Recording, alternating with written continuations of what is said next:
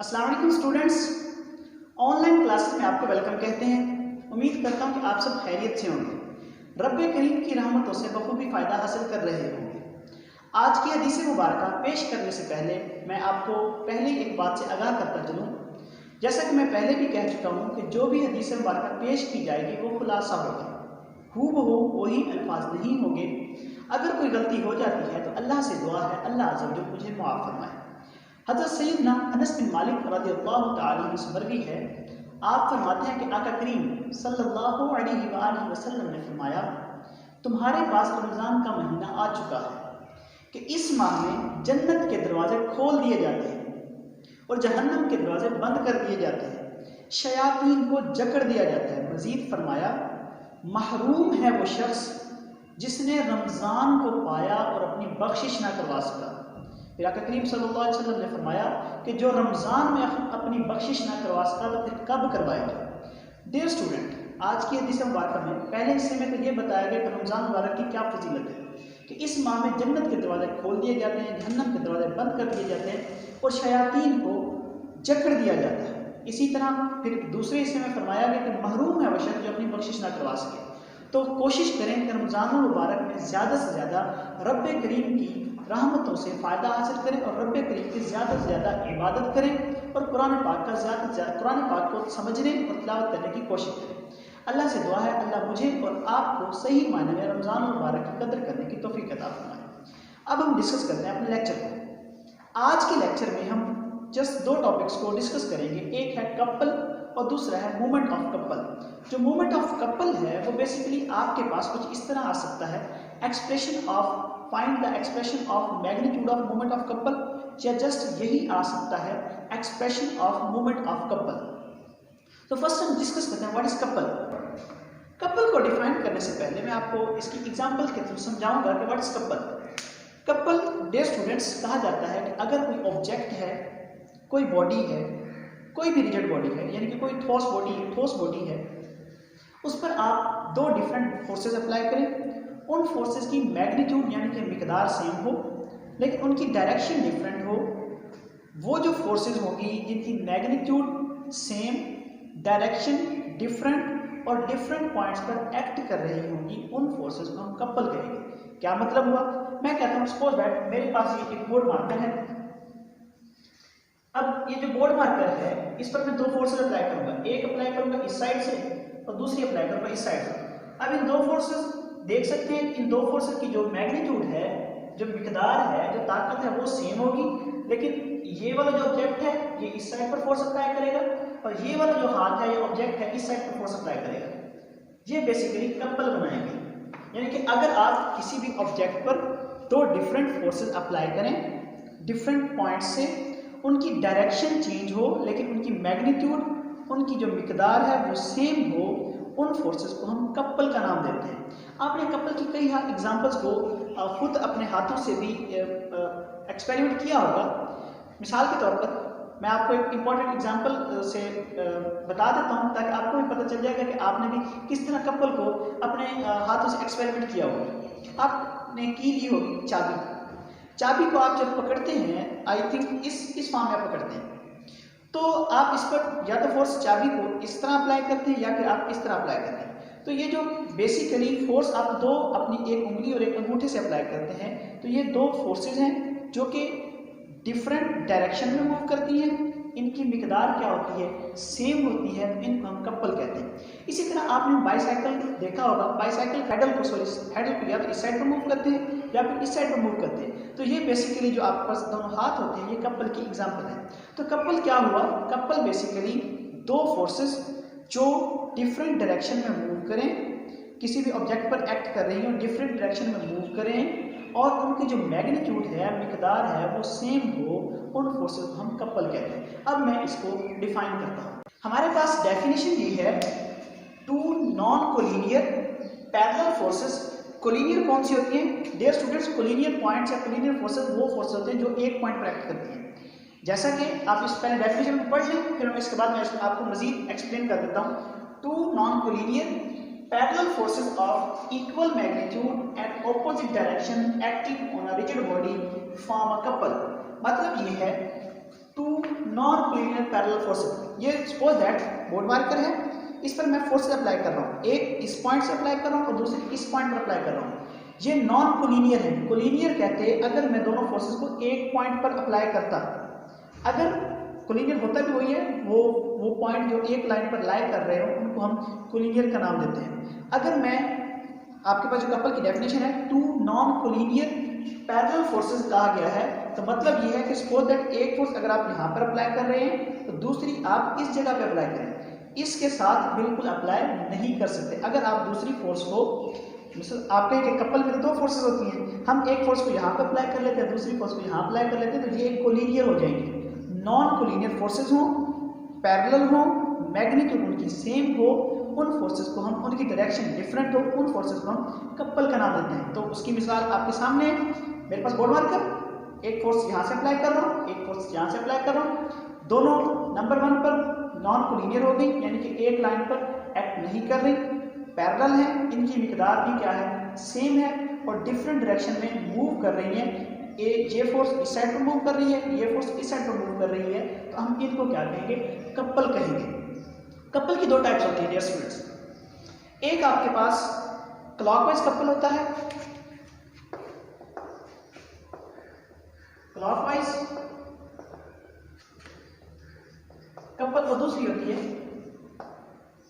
Anti clockwise.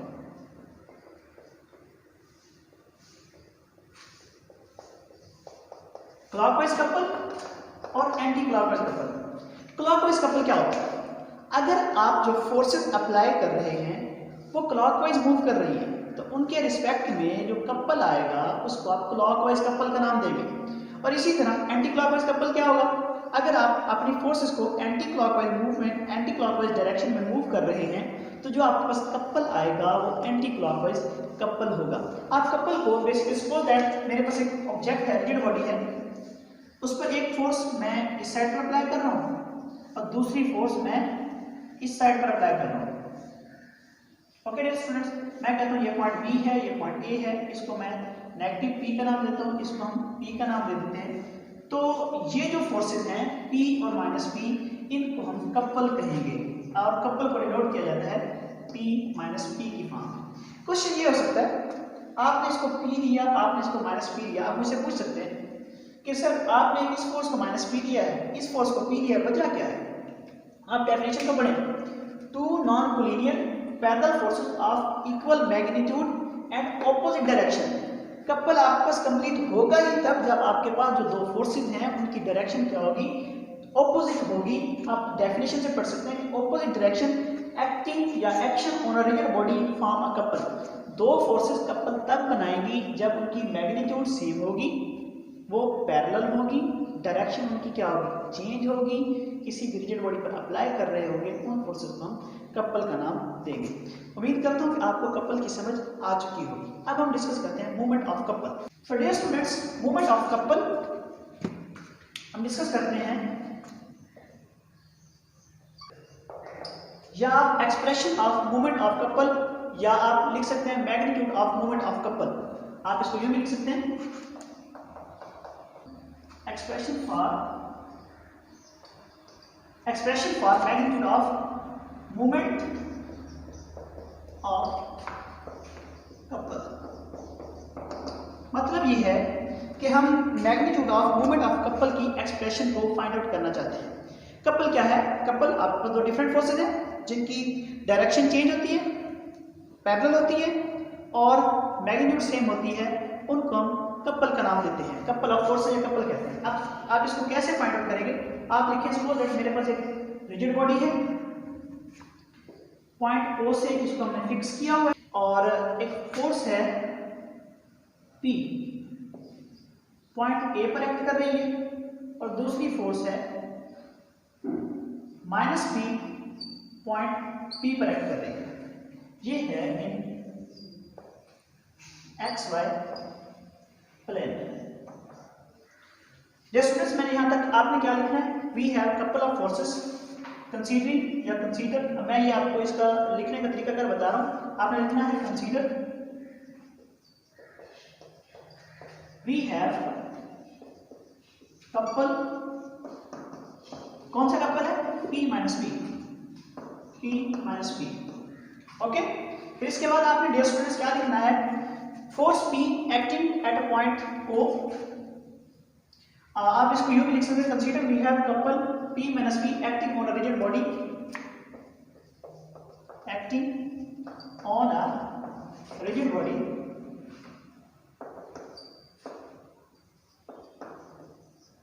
which is fixed with point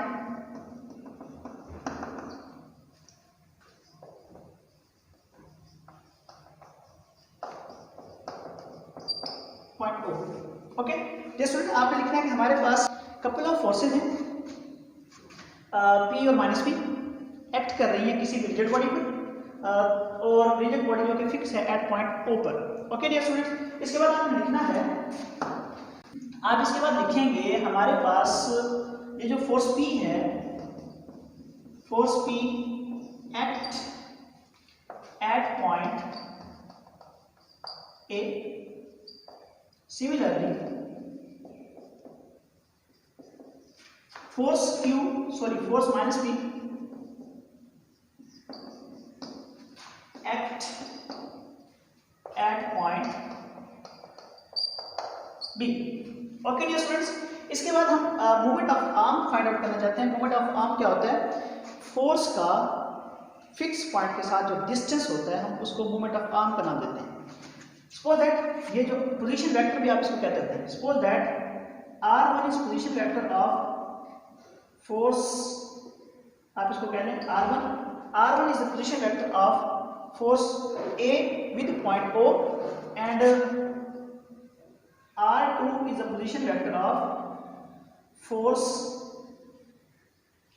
minus P with point B। Okay dear student, और मैं इसको कुछ इस तरह लिखने लगा हूं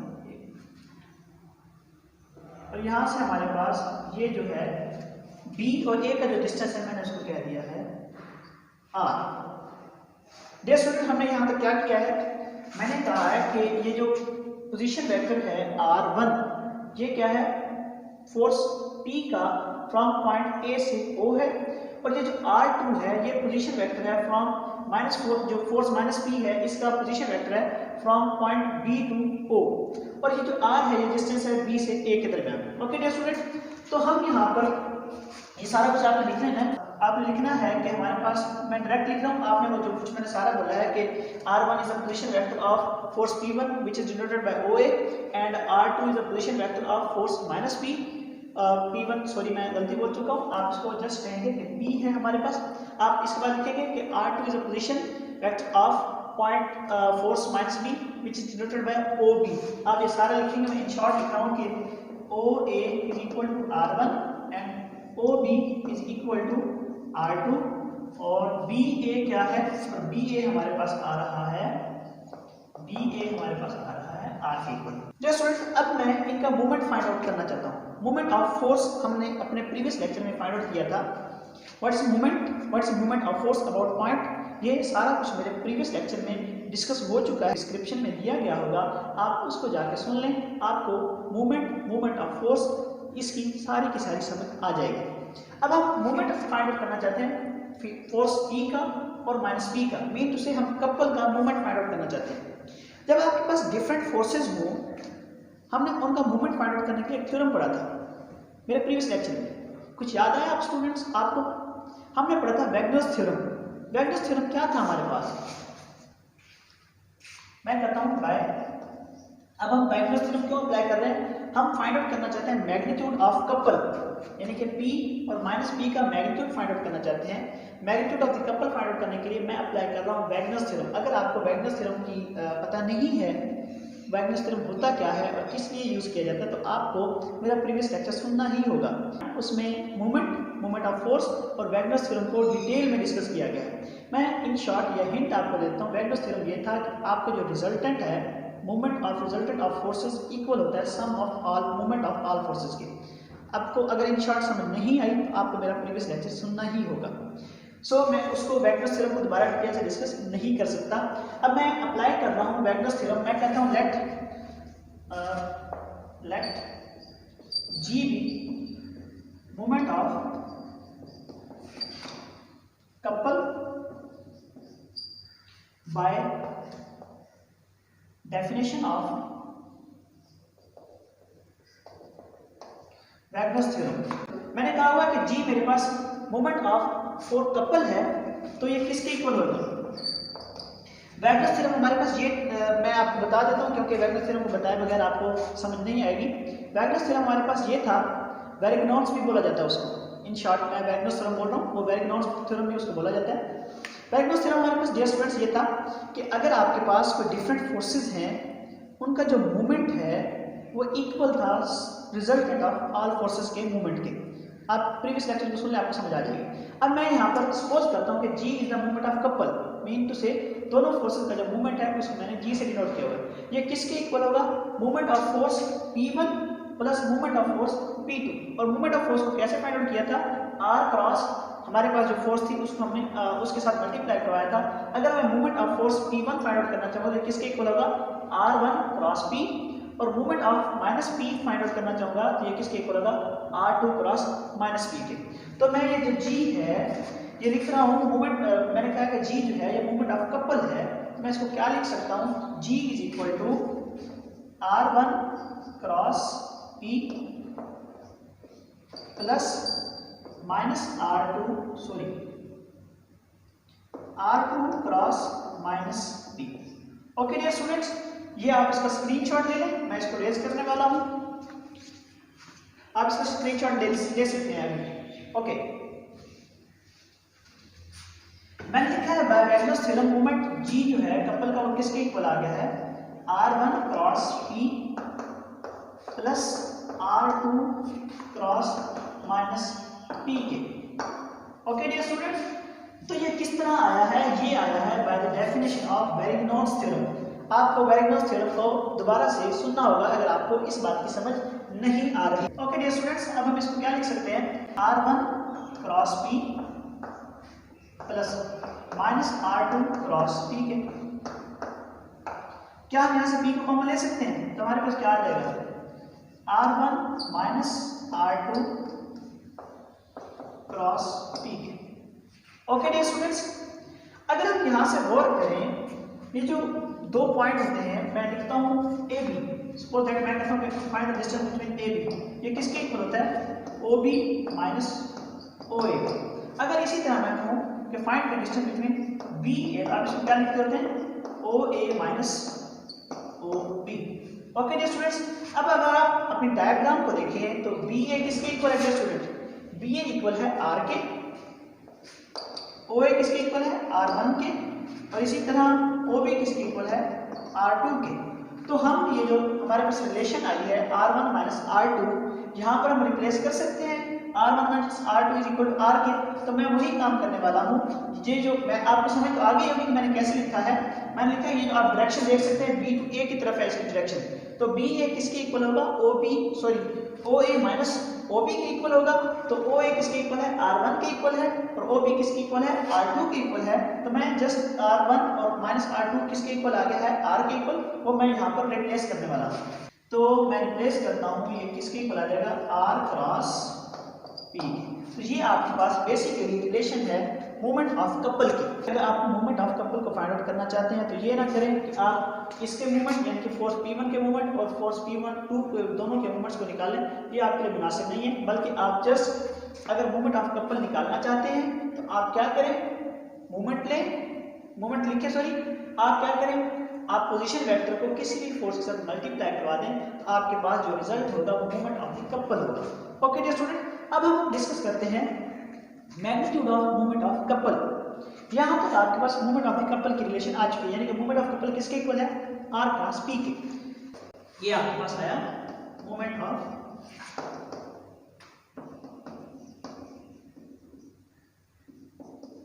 कपल। अब मैं फाइंड आउट करना चाहता हूँ magnitude of movement of couple. Dear students, suppose करें ये हमारे पास जो लेंथ है हमने उसको R का नाम दिया हुआ है। सपोज करें एक मैंने लाइन ड्रा किया परपेंडिकुलरली फ्रॉम पॉइंट B से line of action force P पर, जिसने फोर्स P को कट किया है L। ये सपोज दैट ये एंगल बना रही है थीटा, और ये किस तरह का होगा? 90। डियर स्टूडेंट, मैंने क्या किया, अब मैं फाइंड आउट करने वाला हूं magnitude of couple, movement of the couple. तो मैंने उसके लिए एक परपेंडिकुलर ड्रा किया है लाइन बी से, यानी कि पॉइंट बी से line of action of force P पर, जिसने पी को एल पॉइंट पर कट किया है। तो आप देख सकते हैं यहाँ पर हमारे पास एक ट्रायंगल हासिल हो रही है। कौन कौन सी? ए, ये पॉइंट ए जो है यहाँ पर था ना, ए बी एल, हमारे पास एक ट्रायंगल आ रही है। कौन कौन सी? अगर आप देखें तो इस तरह की मेरे पास ट्रायंगल आ रही है। ये कब आई है? जब मैंने परपेंडिकुलर ड्रा किया है पॉइंट बी से फोर्स फोर्स पी के लाइन ऑफ एक्शन पर, जब परपेंडिकुलर ड्रा किया है तो मेरे पास एक ट्रायंगल आ गया। ट्रायंगल को क्या लिखा हुआ है हमने? ए बी एल के। ये साइड हमारे पास थीटा है, ये हमारे पास 90 है क्योंकि परपेंडिकुलर है। ओके, अब हम इसको सपोज दैट नाम देते हैं, ये एल और बी का डिस्टेंस हम इसको नाम दे देते हैं डी से। तो ये आ गया डी, ये आ गया हमारे पास आर। ओके डियर स्टूडेंट, तो हमारे पास यहाँ से साइन थीटा की रिलेशन क्या होगी? साइन थीटा किसके इक्वल होता है? अगर मैं इस ट्रायंगल से साइन थीटा को फाइंड आउट करना चाहूँ तो वो किसके इक्वल होगा? साइन थीटा इक्वल होगा, मैं यहीं पे कर देता हूँ, साइन थीटा होगा परपेंडिकुलर ओवर हाइपोटेन्यूज के। तो हाइपोटेन्यूज उस साइड पर गया तो डी किसके इक्वल आ जाएगा डियर स्टूडेंट? डी आ जाएगा मेरे पास आर साइन थीटा का। मेरे पास एक रिलेशन यहाँ पे आ चुकी है। हम बेसिकली मैग्नीट्यूड फाइंड आउट करना चाहते हैं इसका, ये सॉरी एक वेक्टर क्वांटिटी, हम इसका मैग्नीट्यूड फाइंड आउट करना चाहते हैं। तो क्या करेंगे? मैग्नीट्यूड। ओके डियर स्टूडेंट, तो ये किसके इक्वल होगा? Magnitude of R, magnitude of force P, sine of theta और साथ में यूनिट वेक्टर। मैं पिछले लेक्चर में यूनिट वेक्टर नहीं लिखा, मैंने पहले भी बताया था कि यूनिट वेक्टर उसकी मैग्नीट्यूड होती 1 के इक्वल है, तो इसलिए मैं उनको नहीं लिखा। अगर आप लिख भी लेते तो कोई इश्यू नहीं है, आप इसके बाद लिख देंगे। अगर आप एन हैट लिखना चाहते हैं आप लिख देंगे magnitude of N hat is equal to 1, तो ये किसके इक्वल हो जाएगा? 1 के इक्वल हमारे पास क्या आ जाएगा? R P sine theta which is equal to G. इसके बाद आप लिखें जी इक्वल आ गया P R sine theta. R sine theta dear student किसके इक्वल है? डी के इक्वल है। तो हमारे पास क्या आ गया? जी इक्वल आ गया पी डी के। ओके डियर स्टूडेंट्स, ये हमारे पास relation I magnitude of movement of couple. तो आप इसको लिख सकते हैं which is the required magnitude of movement of couple. Couple हमारे पास क्या था? P minus P. Okay dear students, आज के लेक्चर में हमने क्या डिस्कस किया? पहले कपल को डिस्कस किया। कपल क्या होती है? दो फोर्सेस जो कि पैरेलल हो, उनकी मैग्नीट्यूड सेम हो यानी कि मिकदार सेम हो, और डिफरेंट पॉइंट पर एक्ट कर रही हो और उनकी डायरेक्शन डिफरेंट हो, उन फोर्सेस को हम कपल का नाम देते हैं। याद रखें, कपल की वजह से आपके पास हमेशा रोटेशन ही होती है। ओके, फिर कपल की दो टाइप्स हमने पढ़ी है। कपल की कौन कौन सी दो टाइप्स होती हैं? एक हमारे पास होती है क्लॉकवाइज कपल, दूसरा होता है anti clockwise couple. Clockwise couple क्या होता है? अगर फोर्सेस आपके पास क्लॉकवाइज डायरेक्शन में मूव कर रही है तो आपका जो कपल होगा वो क्लॉकवाइज होगा। और एंटी क्लॉकवाइज कपल क्या था डियर स्टूडेंट्स? अगर आपके जो फोर्सेस हैं वो एंटी क्लॉकवाइज डायरेक्शन में मूव कर रहे हैं तो आपका जो कपल होगा वो anti clockwise. Movement of the couple क्या था? मैंने कहा कि एक रिजिड बॉडी है जो कि ओ पॉइंट पर फिक्स की गई है, उस पर एक फोर्स पी है जो पॉइंट ए पर एक्ट कर रही है, दूसरी फोर्स माइनस पी है जो पॉइंट बी पर एक्ट कर रही है, और उसके ये जो पोजीशन वेक्टर है पॉइंट ए का ओ से, यानी कि फोर्स पी का ओ से जो पोजीशन वेक्टर है हमने उसको r1 का नाम दिया, दूसरी का हमने r2 का नाम दिया हुआ है, और ये जो b है हमने इसको r का नाम दिया हुआ है। इसकी मदद से हमने इसको सॉल्व किया। हमने कहा कि मूवमेंट ऑफ द कपल जो है फाइंड आउट किया जा सकता है by the help of Varignon's theorem. Varignon's theorem आपको डिस्कस करना होगा, स्टडी करना होगा, और बल्कि आपके ये असाइनमेंट है कि जब मैंने मूवमेंट ऑफ कपल को फाइंड आउट करने के लिए वेरेगनॉस थ्योरम की डेफिनेशन अप्लाई की थी, वहाँ पर आपने डेफिनेशन लिखनी है अपने प्रीवियस लेक्चर को सुनकर। ओके डियर स्टूडेंट, तो इस तरह हमने magnitude of movement of the couple को फाइंड आउट किया which is equal to r cross p की फॉर्म में। फिर हमने इसके मैग्नीट्यूड को फाइंड आउट किया है। मैग्नीट्यूड को कैसे फाइंड आउट किया है, हमने एक परपेंडिकुलर ड्रा किया पॉइंट B से line of action force P पर जो कि L पर कट कर रहा है। इसके बाद हमारे पास ट्रायंगल आई है ABL, यहाँ से हमने sin थीटा की वैल्यू फाइंड आउट की है। यहाँ पर हमने मैग्नीट्यूड अप्लाई किया तो हमारे पास r sin थीटा के इक्वल r sin थीटा किसके इक्वल है, d के इक्वल है। हमने ये रिलेशन रिप्लेस किया तो हमारे पास g is equal to PD की फॉर्म में आ गया। अब ये जो g है ये basically magnitude of movement of couple है जो इक्वल आ गया है PD की फॉर्म में। P क्या है, मैग्नीट्यूड ऑफ फोर्स, और D क्या है, परपेंडिकुलर डिस्टेंस। ओके जी स्टूडेंट्स,